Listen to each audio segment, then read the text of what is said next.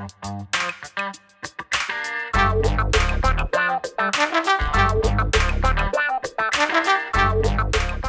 guys, Montel here, and welcome to another episode of Let's Be Blunt with Montel. I'm your host, Montel Williams, and today we're exploring a topic that, of course, you know is very near and dear to my heart. That's the topic of medical cannabis.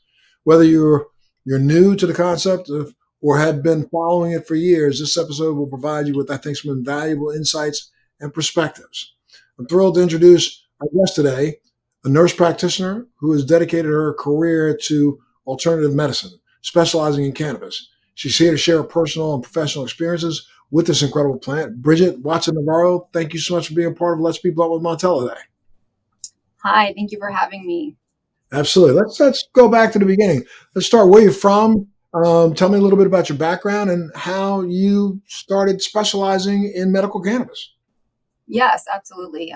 That's my dog in the background. Sorry. She's You may hear mine in a minute. That's okay.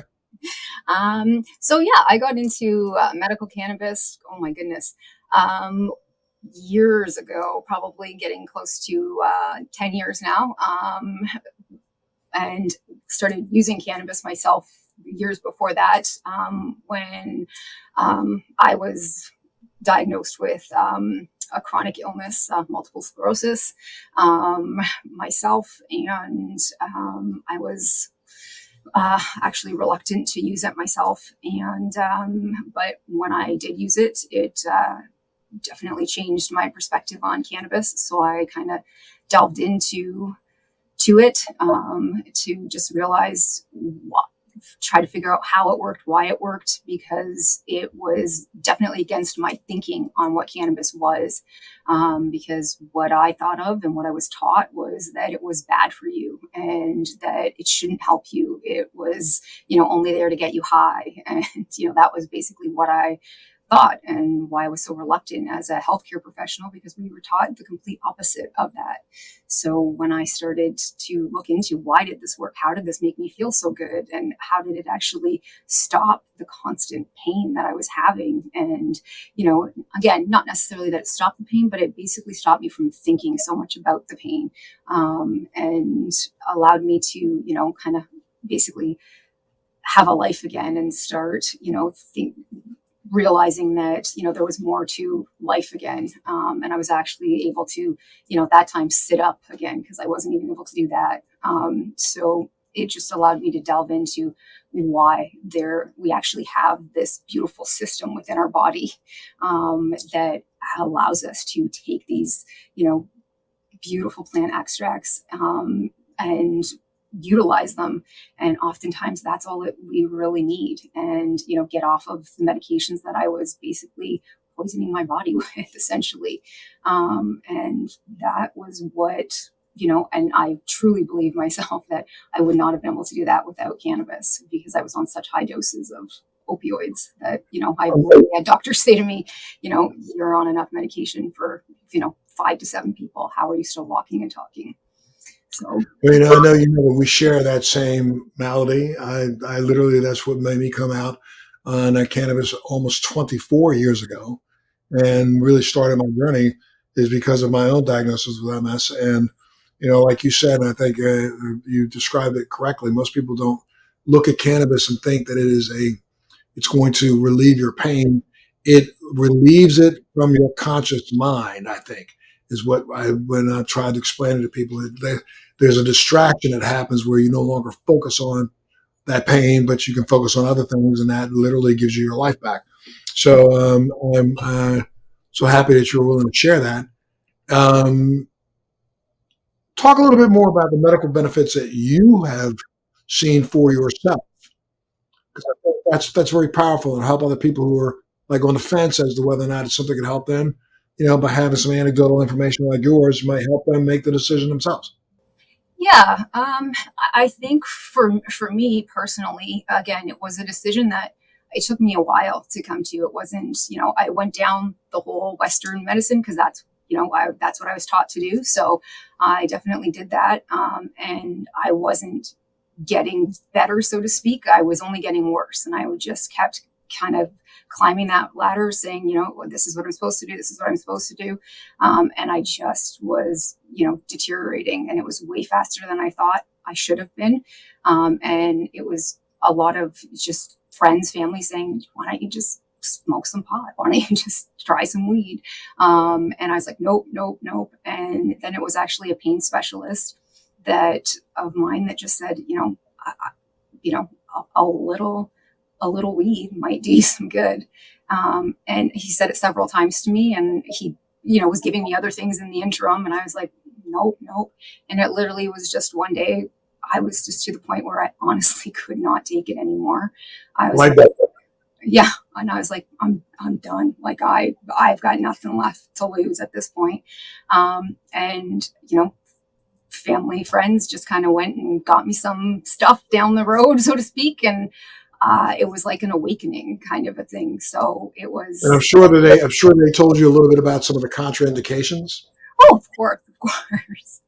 At that time, absolutely not. Nobody told me anything, but it was like a light bulb moment went off in my head. And I was like, everything started like I was a different person at that time. And that's when I went through my whole transformation on cannabis for myself, where I went and decided to look at everything to see why that happened, because it was the first time in probably 5 years that I was able to, look at things differently, sit up, concentrate, focus, able to, really look at things differently. And from that point on, I realized what was kind of going on with myself. And for me now, I'm able to, at that point I wasn't even working. And now it's, I'm able to work, I'm able to, eat better, I'm able to focus. And I tell everyone, it's not a miracle cure. I haven't cured my MS. I still have bad days. I still have days where, the pain is terrible, but I also use it. It's an adjunctive therapy, right? I use it in combination with, my diet, my exercise, my, how I look at everything in my life. But it is a key part of how I do all of that. If I do, and then you took that as an opportunity to then be an advocate for others, right? Through your practice as a nurse practitioner, you now actually suggest it to others, or no? oh, absolutely. It is part of, it's almost what I do full time, is look at, part of this, can this be part of what you utilize for your pain, for your other ailments, right? Because it's not, I don't use it just for pain. It works for me for many different parts of my disease process, because it's keeping me as healthy as I can be. And that's what I tell everyone is we have this endocannabinoid system that keeps our whole entire bodies in what we call, as you're very well versed in cannabis. You've been using it for 24 years, but it keeps our bodies in, balance. So if part of our system isn't working, our immune system's not working properly, we have inflammation within our bodies. We have inflammation throughout our entire world. So we're just being bombarded with it. So if we're using this whole plant extract, it's not just, CBD, THC, there's, what are we at now? Like 250 like minor cannabinoids that they keep researching. They're finding more and more every day that our bodies are utilizing and eating it up if you're using it right with, all healthy fats and everything. You're getting more bioavailability every time you use this. And if you're using it several times throughout the day, your body is, able to continually manufacture it and use it properly. And it can help in many different ways. So I definitely encourage people to use it, and it can be used for a multitude of different ailments and issues, from MS to ALS to Parkinson's, stroke. The list goes on and on and on.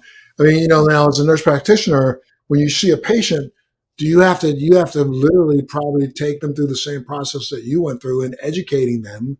So how did you self-educate to begin with? Once you realize, oh, this really works, let me go back and dig into why.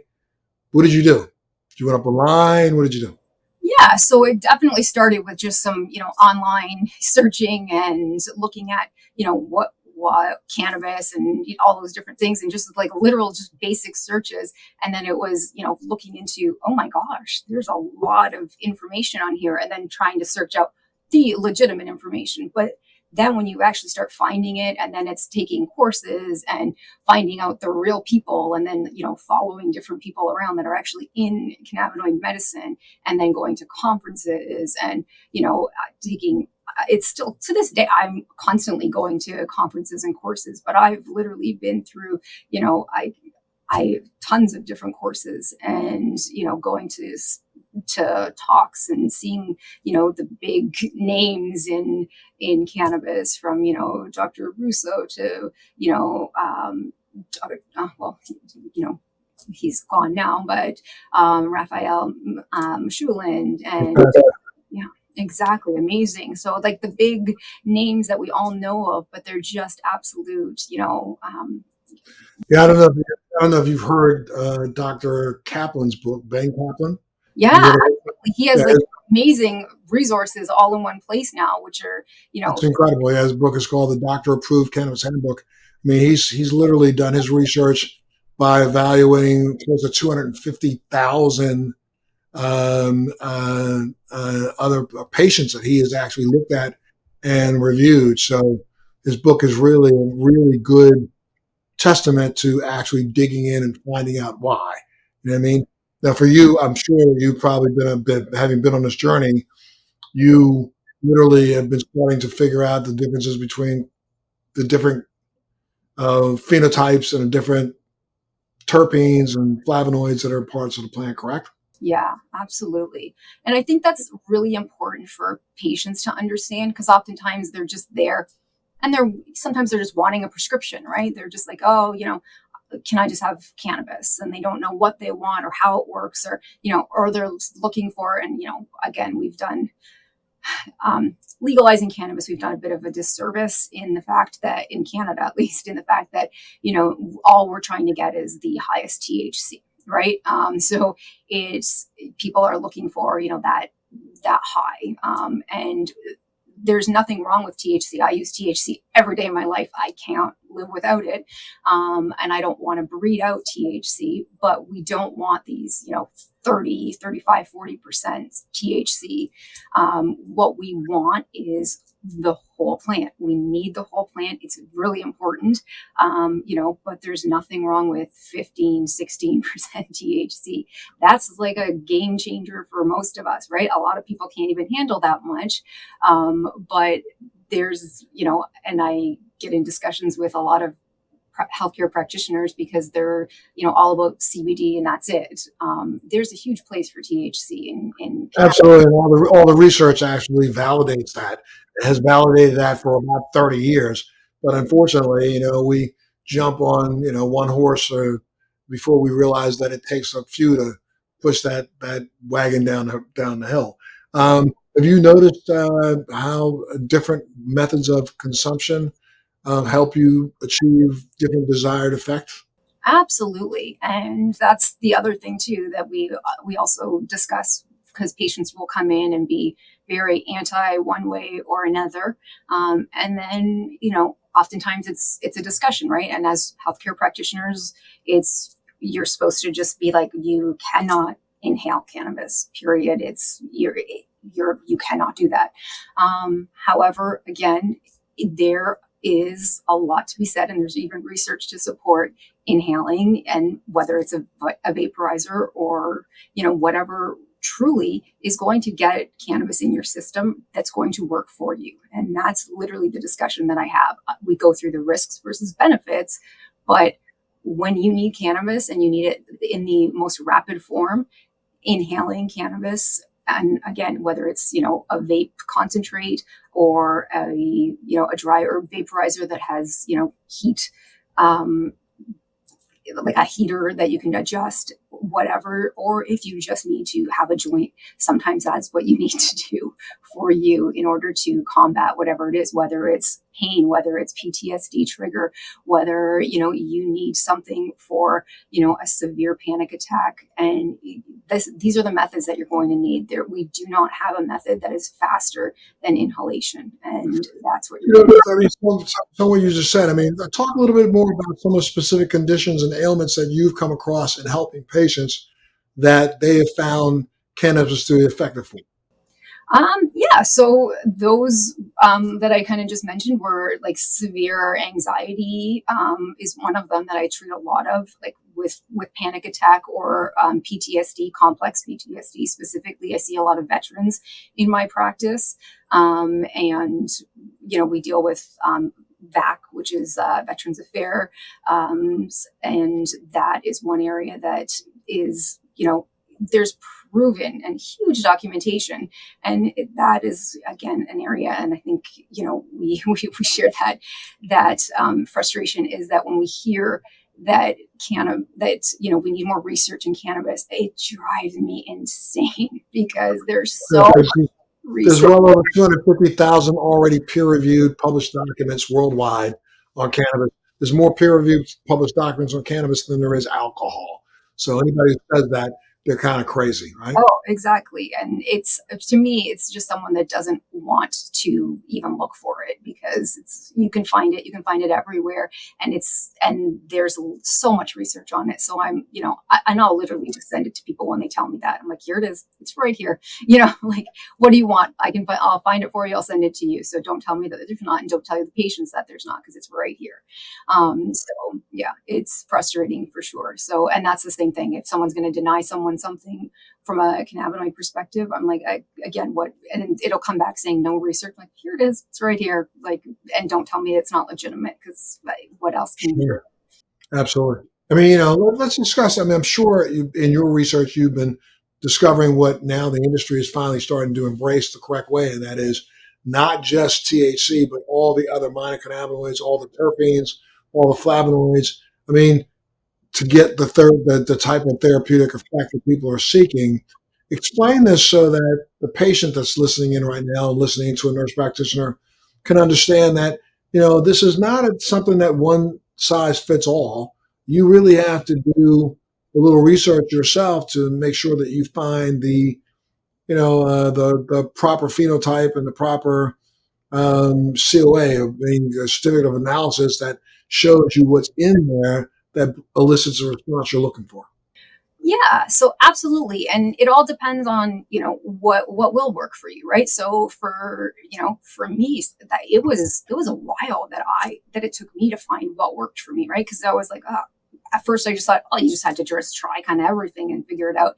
And then I realized, oh my gosh, there's so much more to this plant, right? Like and recognizing that almost every growth cycle, it changes what it was you got last time. Exactly. Until you really kind of figured out that if you're not careful, you're not going to get the same thing.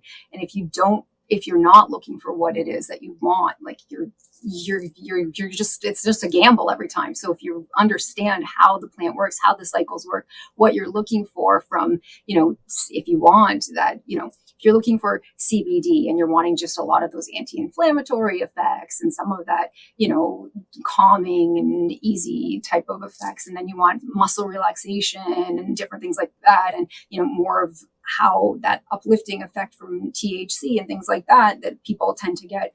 There's different types there, and terpenes are a huge piece to what you're looking for that added benefit. And there's, some really good articles out there to support this now from a terpene perspective. Then you have to look at those specific terpenes that you want, and terpenes will help to, if you're looking for more of that kind of calming effect and different things, you have to look at different terpenes for that. And then your CBG, CBGAs, and then there's even from CBD, there's CBDs, CBDAs, CBDVs, which CBDA is a big one that I'm really trying to get a lot more of my hands on, because it's more bioavailable to our bodies and we can easily metabolize it a lot better. But it's difficult in Canada right now. I don't know what it's like for you guys all down there, but we had someone in our market here, and then it just kind of went.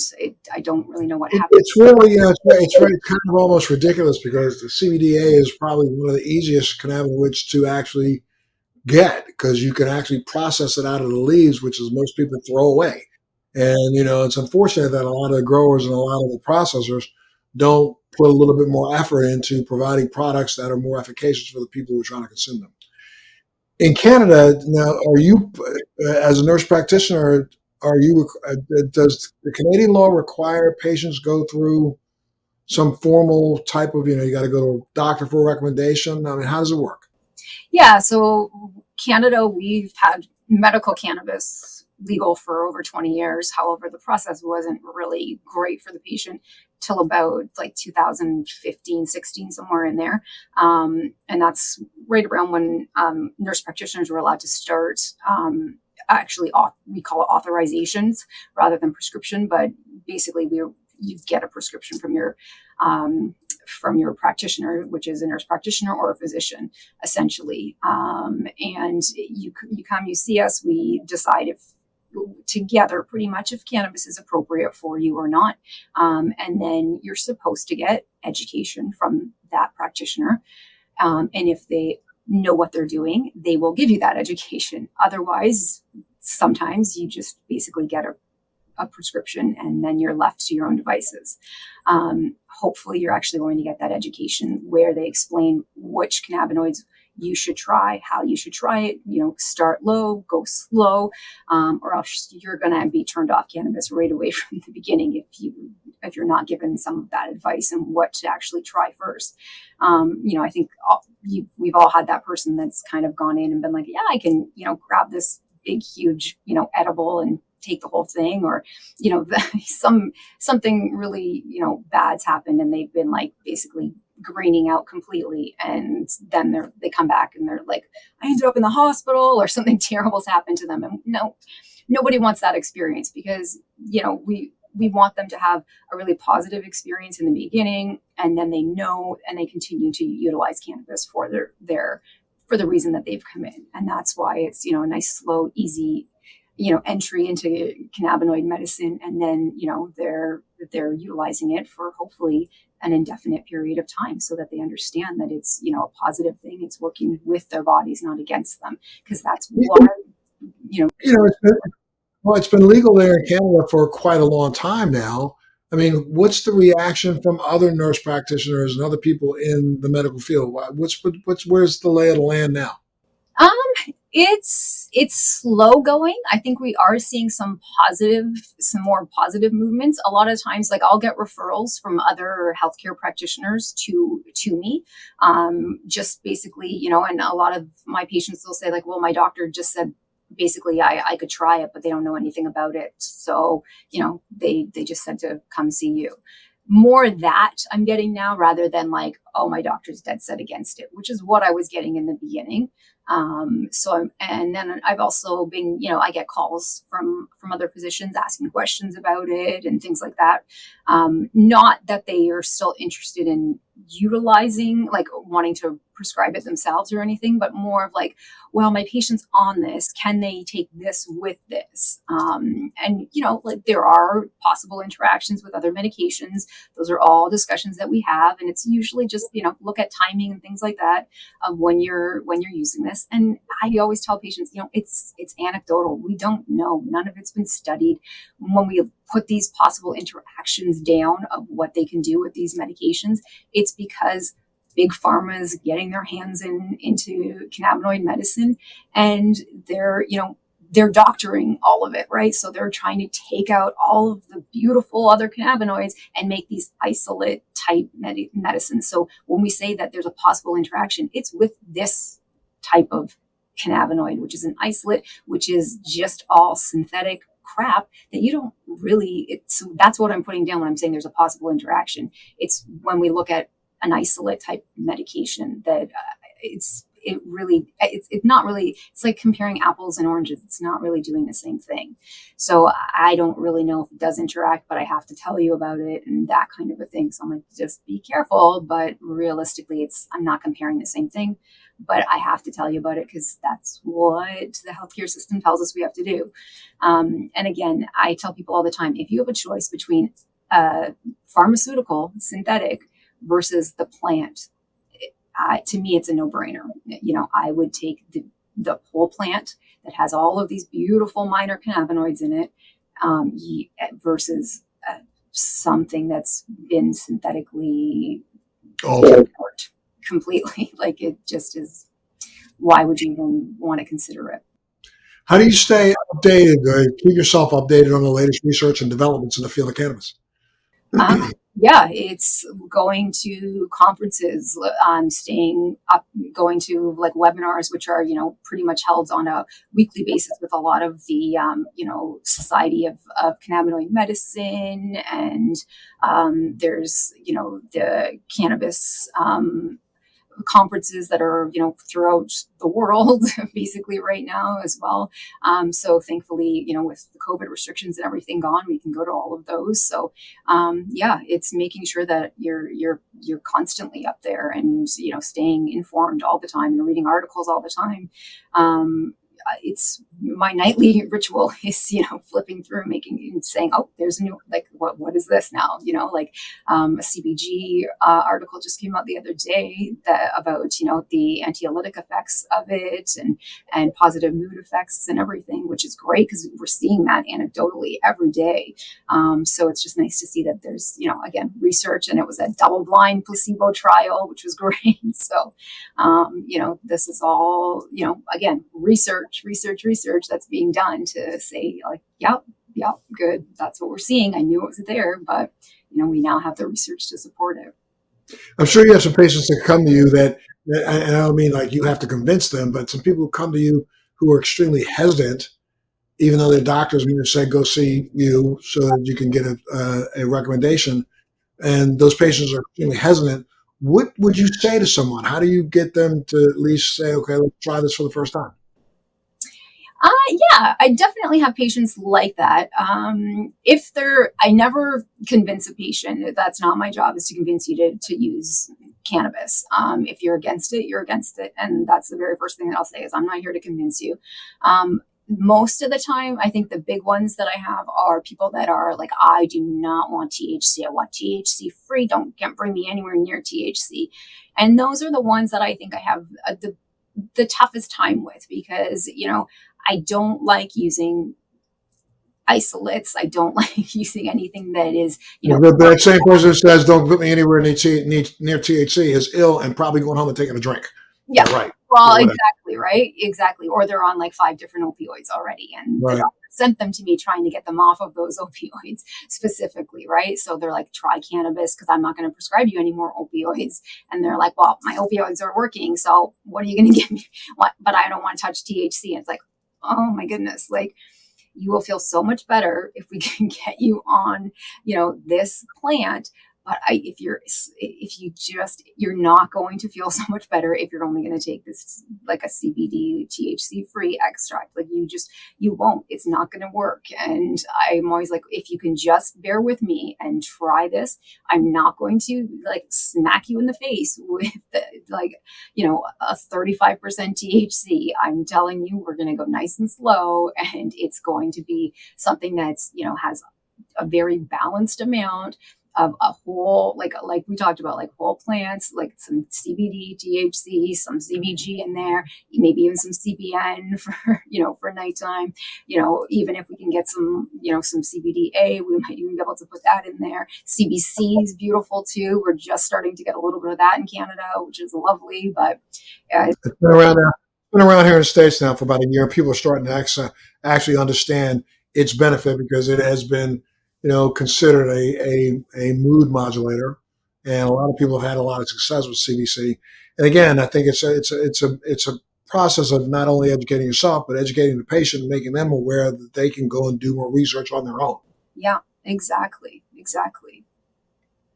I'm sure you have some anecdotal stories of some patients who have found some success. Why don't you share a couple of those?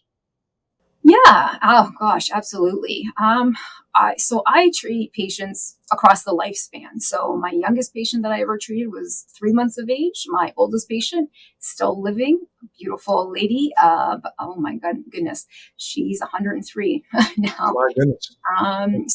And I think when she was probably my favorite little lady, when she came to see me, she was in her late 90s, and her son was the one that brought her, and he just said like she can't move, she can't eat, she's just I don't even know what to do anymore with her. And we looked at everything, and it was just a big polypharmacy issue, which is often the case.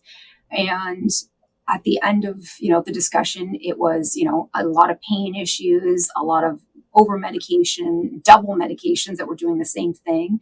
And we basically looked at trying to add in a whole host of just like it was basically a couple oils, and trying to combat some of the decreasing of some of those medications over time. Obviously, this is a senior, we're not going to do this really rapidly, because again, she didn't want anything to do with inhaling or anything like that. And I was, that's fine. We'll go slow. However, then, within a couple months, she had some effects, but she wanted something more rapid for relief. We talked about, there's some sublingual strips, and, we had some different things on that we could offer. But she was like, I'm really thinking about these vapes. And I was like, if you want to, I'm game. We'll do whatever you want. And she's like, yeah, I think I might try it. And she was really against cannabis in the beginning already. So I was like, well, hey, you want to try it? Let's go for it. The next time I saw her, we did it over video, and she literally was talking to me partway through. She's like, well, excuse me. She's like, but it's my vape time. And she just started puffing away on her vape. And she's like, I have not felt this good in probably 25, 30 years. She's like, I can sleep, I can walk, I can talk. She's like, I joined a bridge club again. And it was fantastic. And this was within like 8 months at that point. And her son got on the call, and he's like, he's like, I haven't seen my mom like this, and he said the same thing, probably about 25, 30 years. He's like, she's just like a different person. And That's right. every year I've seen her, she's off of like 90% of her medications. She's on 2, both her heart medications, nothing for pain, nothing like doesn't even take a Tylenol anymore. And every time I see her, she's like, I don't know what I would like. She thinks I'm a miracle worker. I tell her all the time, like, I've done nothing. I'm like, you've done it all. You've done all the work. You followed all the instructions. I'm like, and you were open. That's all that it really took, was that, you didn't want to be open to it, but you said, you know what, I'll give it a shot. I said, and that's all I asked of you.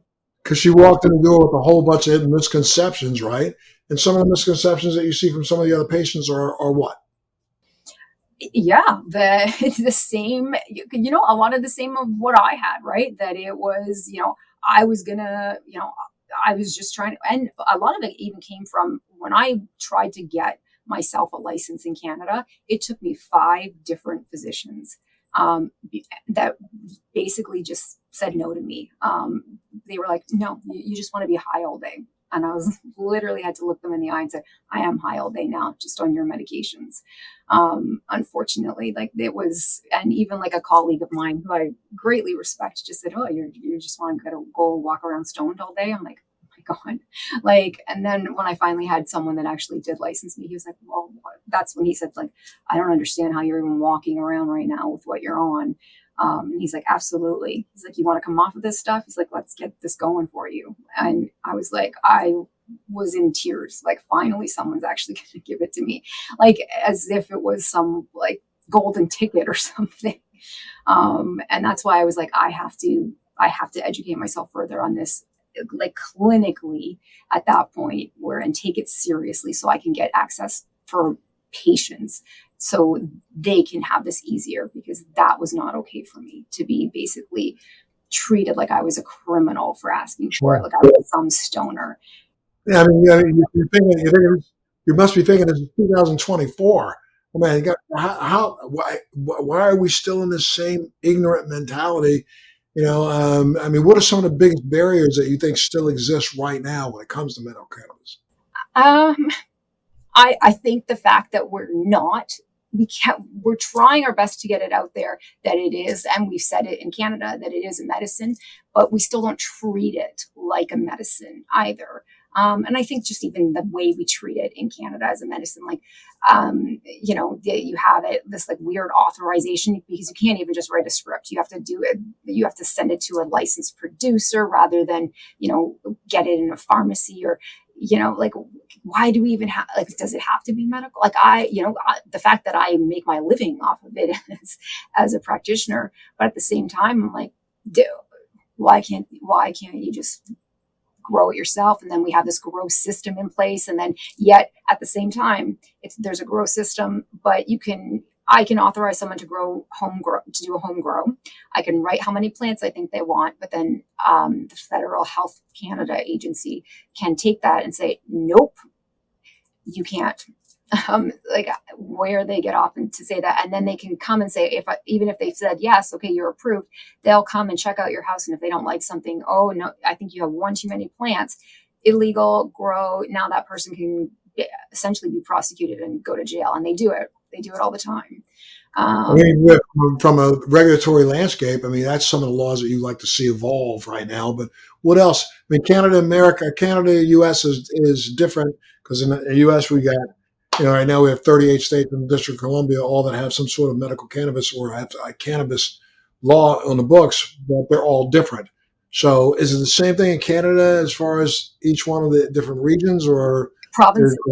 provinces? Yeah. So Health Canada oversees all of them, but they all can do what they want per state. Like certain provinces aren't allowed to grow any plants. Then there's the other ones that are. I think there's only about 2 now, because a lot of them ended up going to court over it. So which is good essentially, but at the same time, as I said, it's just not. It's not efficient. It's not. It really isn't, and that is what a lot of it is what hinders it. Right? Then there's people that are just there's just a big stigma still attached to it. A lot of it, when we went legal, we definitely brought cannabis more into the light. So a lot of people felt more free to ask questions about it, come in and ask about cannabis to their family doctors. And then unfortunately, a lot of family doctors still had that, like, I don't want to hear about it. If you're doing it, don't talk to me about it. That was a big, huge mentality that we got a lot of questions about, coming back saying, well, my family doctor doesn't want to talk to me about it. They said, if you're doing it, don't talk to me. That really is like just shuts a conversation down and really puts a barrier between you and your patient from that point forward, especially if they have intentions of using it one way or the other. It should be an automatic conversation that you have with your family doctor about, what are you using? How are you using it? It should, even if you're not going to prescribe it, or even let's say it's legal from this point forward and there's no prescriptions necessary ever, medically, and you can just use cannabis freely however you want. You can grow as many plants as you want. You can do whatever you want with it.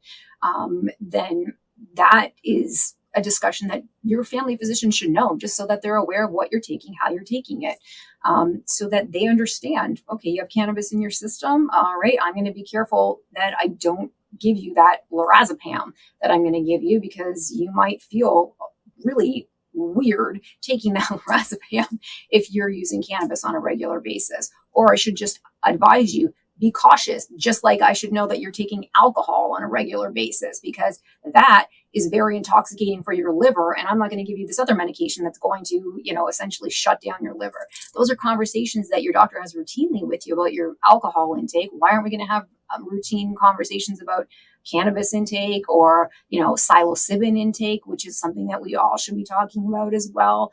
Like, I have those conversations with my patients all the time. What substances are you taking? How are you taking them? If they tell me they're taking psilocybin, if they tell me they're taking, alcohol, like how much, how often, okay, great. These are things, open discussions. My patients are very open with me about all of them. And from all walks of life, all different ages, because it's easy. It doesn't have to. We're not judging anybody. It shouldn't be a judgment. There should be no judgment passed on any patient about anything. Oftentimes, it's choices that they're making. It may have been, I'd like to decrease my alcohol intake, but I can't because A, B, C, D.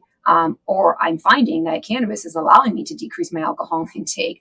So can I have a prescription for that? Because I find that when I use cannabis, I don't use alcohol. I don't crave alcohol. I don't want alcohol. Sure. Yeah. Let's get that going. Well, what do you see as like the future in medical cannabis, especially in Canada? Wait, excuse me. So sorry. Are there new things coming down the pike that we should be aware of that are happening in Canada and maybe not be happening in the United States? Um, so from that perspective, there's definitely some changes that apparently Health Canada is trying to implement. Like what? With regards to like the grow licensing and things of that nature. They're trying to restrict it further, which is unfortunate for a lot of people. So people that have had grow licenses previously and had certain amounts have had to decrease a lot of their licenses. So they've put a cap essentially on it. So we never used to have a cap. We used to be able to authorize however much we wanted. Now, again, they could cap that at their end. But now it's 24 grams essentially. Again, it's a heck of a lot. But That you can have at any point in time or any given time? yeah, exactly. So now they've capped that. But so some patients are not too happy. And then they used to be able to, if you had a designated grower, so somebody could grow for you. So if you were unable to grow for yourself, you had too many, health issues and you couldn't grow it yourself, but you wanted to have a home grow, you could designate someone to grow for you. And there were people that were doing this. They were kind of doing it for up to 4 people. So you could have one designated grower and you could grow for 4 people essentially. Now you can only do 1 grow. So a designated grower can only grow for 1 person. So some of these people that were actually like kind of making a living off of it essentially are not able to do that anymore. And do you think that was part of the reason why it was to stop them from being able to make a living? Or Yeah, I mean, what was it? basically what we're saying is these people, they come right out and said, anybody that's utilizing any of this amount, like anything over 24 grams, as well as any designated grower, are diverting it. And they have no documentation to support this. There's none. They didn't even put it in this. They did this big review, and there was nothing to support it. And like they even requested it, and there was nothing in it. Are there any changes that are on the books that you think you're happy about?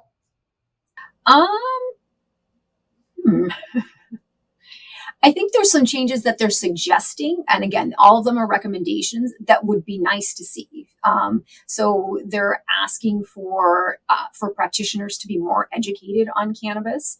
They're asking for them to put more details for their patients when they come to see them, that I think is absolutely needed. Because I think a lot of times patients go to see their practitioners and they basically just put down, here's your 3 grams a day and, I'll see you in a year, which is unfortunate because a lot of times patients are left to their own devices, essentially, rather than to be, to have a really good consultation where they understand all of it and what the plant is and how it works and what they should go to, the licensed producer and look at, and which exact cannabinoids to try and how to dose it and how to dose it properly, how to start, with like the exact type of, cannabinoid profile that you want them to start with.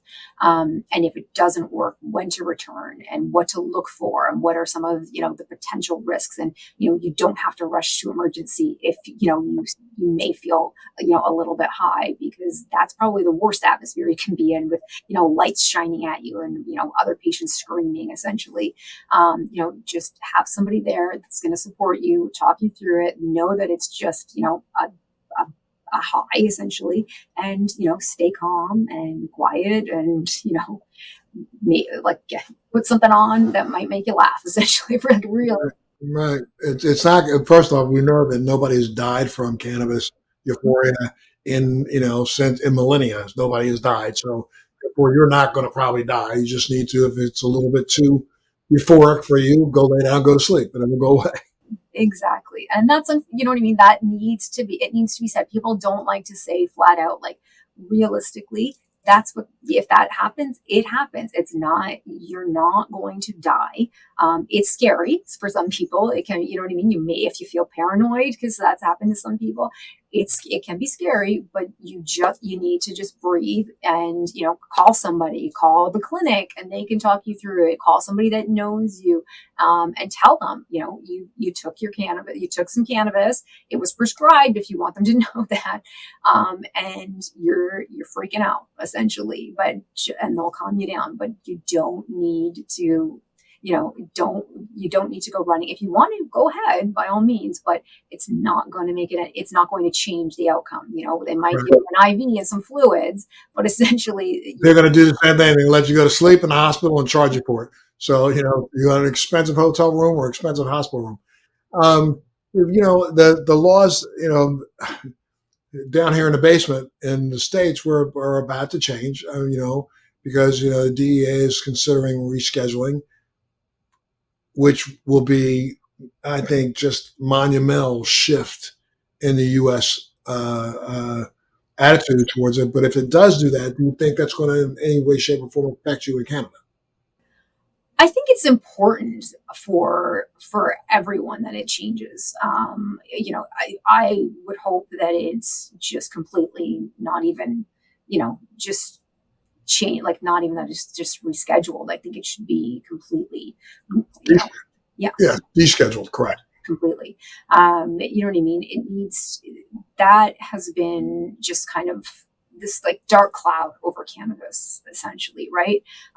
So I think if we have that shift, it really changes the whole dialogue around cannabis, right? So that, we essentially look at everything differently from cannabis perspective, right? When we look at it and say like, look, we don't even have to worry from cannabis anymore. Like, the states has changed. It's been long overdue, unfortunately, and we've been told that it was going to happen, essentially, and it didn't. So I'm hopeful in the states that it will this time around. But well, does Canada have the same kind of a scheduling effect when it comes to drugs as the United States does, or you don't have the thing Schedule 1, 2, 3, 4, 5? we do. You do. Yeah. So if they change it in the United States, do you think they'll change it in Canada? I would hope so. Because we aren't. Cannabis is still scheduled. It's not descheduled at all. So it's still the Schedule 1 drug is still under Schedule 1 in Canada. No. It's a Schedule 3, I believe. So yeah, it's still that's why it's under medical still. So you still have to. And when Canada did that, then that left it under the control of whatever your equivalent to the FDA is. So in Canada, do they have to? Does that organization basically authenticate or authorize the various forms that you can receive in Canada? Does somebody have to approve, let's say, a vape cart of this particular brand versus that particular brand, or vape carts are just God blessed or Godfathered in? So everything is it's like the COAs and things of that nature, or yes, COAs are all controlled by the government. Yeah. So that's Health Canada. In ours, like essentially your FDA. So yeah, those are the same. But when you get it, do you get it through a Canadian FDA approved vendor? Is that how it works? So yeah, so ours are like licensed producers is how it works with us, right? So you have to go through, especially in the medical system, it's all ordered online. You have to go through that system, and it's like delivered right to your house. You can't walk into a store and purchase your medical cannabis. So very different. Yeah, very different than if you're an adult user where you can go into like a local dispensary and purchase it. Well, you do have adult use in Canada. Yes. Yeah. So does that cannabis have to go through that FDA kind of a thing too? It does, but it's not as rigorous as the medical cannabis. Like, so medical cannabis is different in how everything is looked at, and it like what you'll get today from a medical cannabis is what you'll get, 6 months from now. Like the monitoring system is much different. Like everything is much stricter, and like what certain, like the antifungals and all these different things that they look for on the COAs have a much tighter regimen. But again, and they're even looking at tightening that up too, because they're looking at different things from like the pesticides and everything when they're ignited, and all of these things are starting to be looked at, because those are questions that we're starting to ask, right? So, but at the same time, if I'm a patient, let's say I'm a patient and I don't feel like going through this rigorous thing that the government's putting, I can go and buy it recreationally. Absolutely. Oh, you can go to the dispensary, or you can still go to your local guy down the road, because we haven't knocked out the black market at all. That's actually flourishing still. So, Got it. Got it. Got it. And I'm sure that a lot of the black market guys in Canada are trying their best to produce decent, efficacious, quality products so that that's right. Huh. Gotcha. And now, I mean, as a nurse practitioner, how many patients do you see yourself on an annual basis? oh my goodness. Well, I would say that it definitely changes. It has probably it I would say it decreased when legalization came in, but then it kind of increased again. We kind of went through like a bit of a, well, why do I have to get cannabis medically since legalization? And then all of a sudden it kind of went back up when they realized that things were different, that they could get legally. It wasn't, like some of them said, it wasn't the same quality, it wasn't as good. And then, it was kind of going back and forth. And then it was like, well, I don't get the same service, so to speak. And then it was just, some patients will still come back to me saying, like, I'd really like to just buy it at the dispensary because it's cheaper. And why am I still paying for it medically if I'm a medical patient? I'm like, I hear you. The fact that the fact that our medicine is taxed is I'm not going to swear, but it's a piss off. Honestly, it's absolutely ridiculous, and it's taxed up the wazoo. It's absurd. It is absolutely the number one thing that is so frustrating to me. It's ridiculous. And then when you go into a dispensary, you don't even see the tax because it's already built into the price. So people don't understand that either, which is so frustrating. So it looks like you're taxed like crazy on your medicine. And then you go to a dispensary and you buy it and it's like, it's so cheap. And you don't even look like you're getting taxed. So it's so frustrating. Yeah, it's really annoying. But annually, I would probably say, I probably see about 800 to 1,000 patients somewhere in there for cannabis. Yeah, it's complex cases now. I was just having a discussion with one of the companies I consult for. I have an amazing educator that I work with. She's phenomenal. I have to say she's one of the most knowledgeable people and taught me so much about cannabis. Just amazing. And we were just having this discussion saying how complex some of these cases are that we're getting now from, pediatrics that are, with, have like autism spectrum disorder, like inlaid with, like Fragile X syndromes and all these different complex, modalities and things of that nature, that you're just thinking like, how am I going to help this patient? Then you just see these like amazing outcomes with them. To patients that are, they come in with things like, they're coming specifically to, to see me because they know my story. So they're thinking, okay, well, you have an autoimmune issue, so you can help me. And they have like 3 or 4 different, autoimmune issues. And then they're like, help. It's like, again, like the number of medications that they're on. And then they're just like, well, can't you just throw cannabis on top of that? It's like, no. No. It's not a panacea. It's not going to cure everything. We have to work with this as an adjunctive treatment. So you got to do your part. You got to help me out by, utilizing this on top of your other types of things that you're going to work on. You got to do something on top of it for me. So. Wow. Well, Bridget, I can't thank you enough for sharing your story, your personal insights today. For our listeners, I know that they're going to really love this interview with you. Where can they go if they wanted to reach out to you? Do you have a website? What? Yeah, absolutely. So they can come check me out at wfccmedical.ca, or they can reach out to me at my email at Bridget at wfccmedical.ca as well. And yeah, I'm happy to answer any questions for anyone. That's great. And I want all our listeners to remember that medical cannabis is a personal journey, and it's important to consult somebody who's a professional like Bridget to find out what may work the best for you. I'm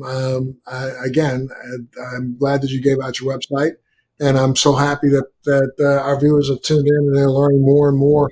And, I want you to continue to learn more and more before you start your journey of exploration into medical cannabis. And of course, you can check out all the resources we have here at Let's Be Blunt, because we've got some of the world's luminaries that have already done podcasts with us that have discussed it. So please come on and check us out. Bridget, I got to say thank you so much for being a part of the show. Oh, thank you for having me. Absolutely. You stay well. Love that family of yours. Take care of yourself. And thank you so much for what you do for so many others.